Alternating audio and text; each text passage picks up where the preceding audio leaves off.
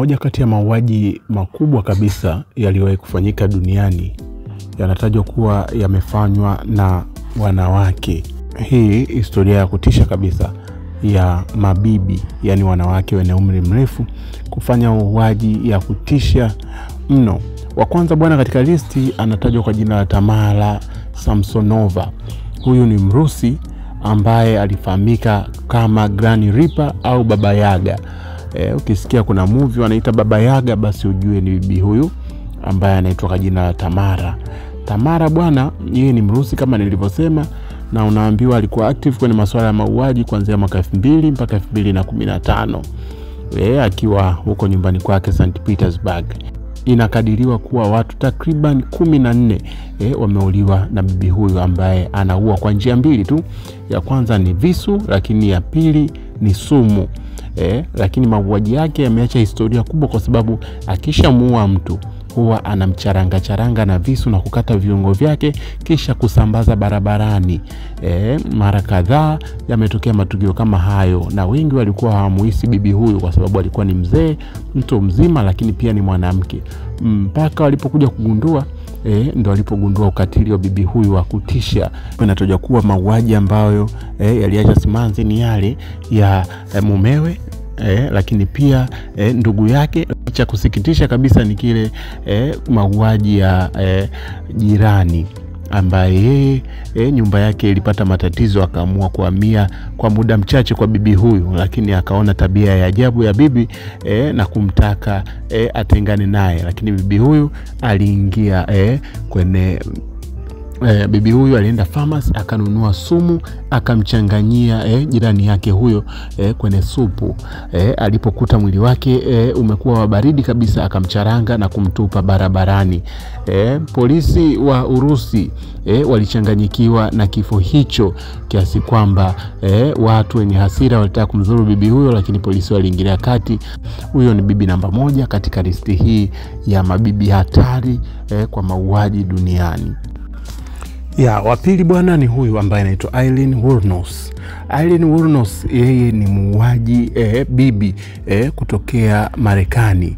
Unaambiwa huyu mauaji yake aliyafanya katika shughuli zake za kujiuza, ambapo alikuwa akijiuza huko Florida. Sasa unaambiwa huyu yeye mauaji yake aliyafanya kwa bastola.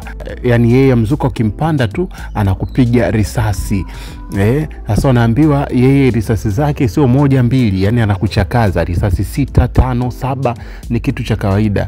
Miili ya wanaume tu ndo ambayo ilikutwa imezagaa huko barabarani, na unaambiwa yeye baada ya kumuua mtu kiasi hicho alikuwa anaondoka akiwavua nguo kabisa. Huwa anafanya mauaji ya aina hiyo. Lakini bibi huyu naye alikamatwa mapema miaka hiyo, unaambiwa na kifo chake kikawa hukumu ya kunyongwa vifo 7, yani kutokana na vifo alivyovifanya kwa wanaume 7. Kwa hiyo akahukumiwa kunyongwa kwenye kesi zote 7, na alikufa kwa kuchomwa sindano ya sumu. Lakini mwenyewe anasema kuwa mwanzo wa mauaji yake aliyafanya baada ya wanaume hao kutaka kumfanyia vitendo vya udhalilishaji, ndipo hapo akaanza kuwa muuaji, na hiyo inajibu kwa nini anawaua wanaume.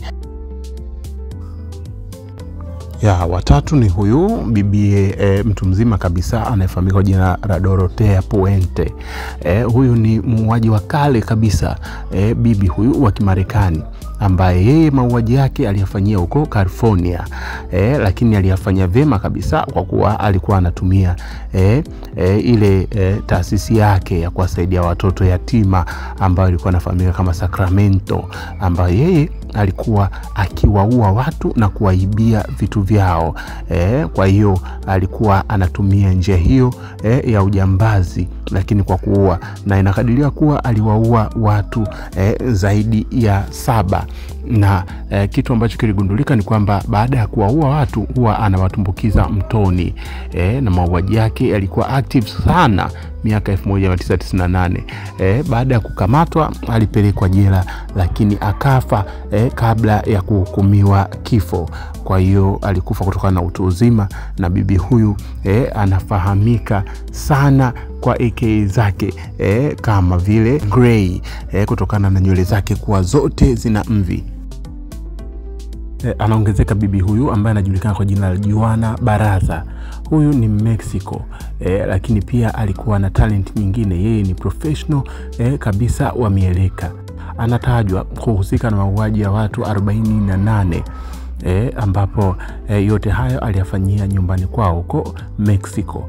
Sasa unaambiwa mauaji yake yanashangaza kwa mtindo fulani hivi, kwa sababu mauaji haya aliyafanya kwa wanawake, lakini pia anatajwa kuwa aliyafanya haya kutokana na maisha yake ambayo yalikuwa yamezungukwa na masuala ya uhalifu na mazingira aliyokulia. Wengi wanamtaja mama yake kwa ndio aliyosababisha mtoto huyu akakuwa mpaka akawa muuaji, na hata yeye mwenyewe mara kadhaa anataja kuwa maisha ya mauaji aliyapata kutoka kwa mama yake.